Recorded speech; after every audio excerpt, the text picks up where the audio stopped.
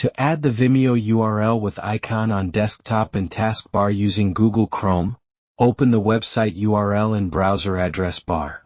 Click the three-dot menu in the top right corner of the Chrome window. Go to Cast, Save and Share. Here you can either install the page as an app or simply select the Create Shortcut button. You will have the option to name the shortcut. A shortcut will be created on your desktop while opening its folder in File Explorer. Close the browser window to view the shortcut on desktop screen. To pin the shortcut to your taskbar, right-click on it. In Windows 10 you'll see the Pin to Taskbar option directly. If you're using Windows 11, select Show More Options first, and then click on Pin to Taskbar. The procedure is exactly same in other Chromium browsers like Brave.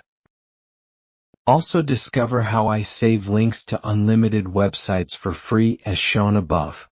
Additionally, find out how to pin any social media site on Taskbar using Chrome and Edge browsers. Check description.